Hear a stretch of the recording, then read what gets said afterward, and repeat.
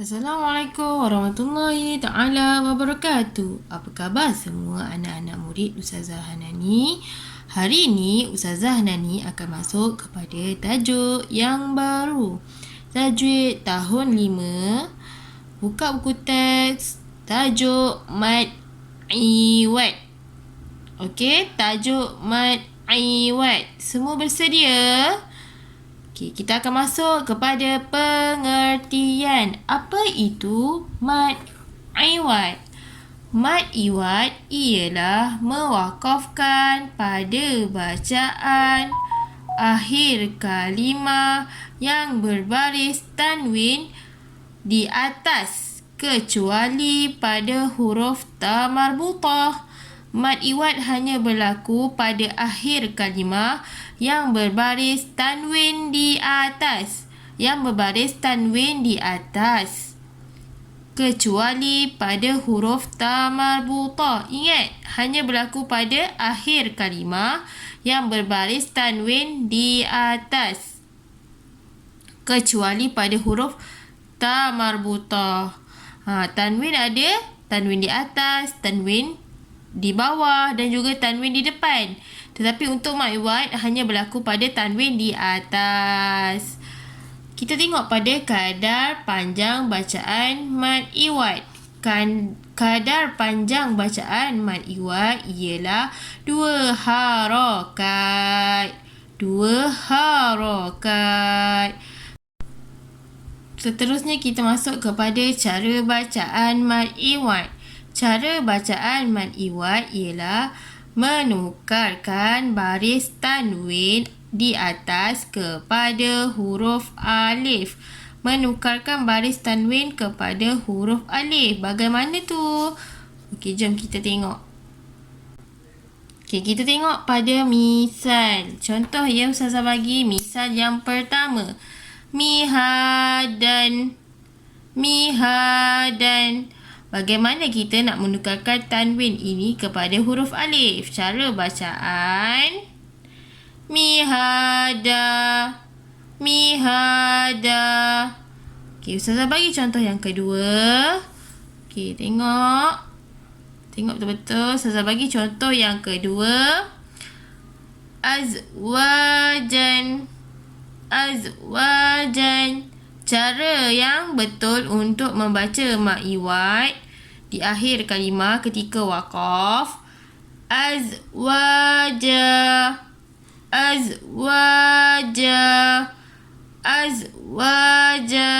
Okey, ini cara yang betul ya. Yang terakhir sekali. Sawa'an.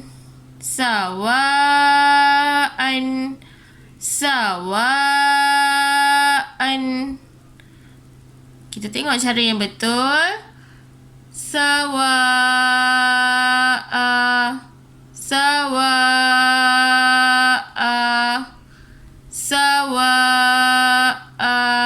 Okey. Ingat mad iwad mesti berlaku di akhir kalimah. Di akhir ayat. Mad iwad mesti berlaku di akhir ayat ketika waqaf. Jadi bila kamu nampak tanwin waqaf di akhir ayat, kamu tukarkan tanwin ini kepada satu baris sahaja. Okey? Tengok ya. Macam sawa. Ni kan qaf lam ni maksudnya tanda berhenti kan? Kita baca macam mana? Sawa. Salah. Cara sebenarnya adalah begini. Sawa.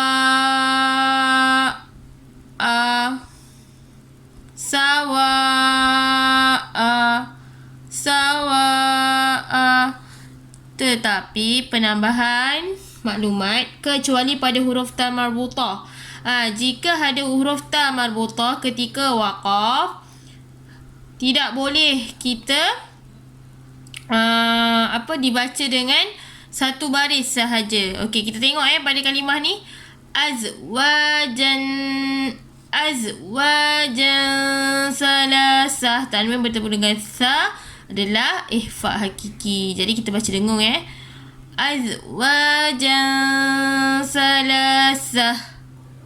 Cara bacaan dia azwajan salasah. Okey? Bukannya azwajan salasata. Salah. Okey? Cara yang betul azwajan salasah. Kecuali pada huruf ta marbutah. Okey, tidak boleh kita baca dengan satu baris sahaja. Mesti sama juga seperti yang ini. Tengok misal ini. Azwajan salasah. Okey, cara bacaannya adalah sama juga. Azwajan salasah. Apabila kalimah ini berada di akhir ayat dalam keadaan waqaf, tidak boleh dibaca dengan satu tanwin sahaja. Okey? Okey, kita nampak kamu dah kata, Ustazah kata mad iwad berada di akhir kalimah bila berada di akhir ayat, berada dalam keadaan waqaf.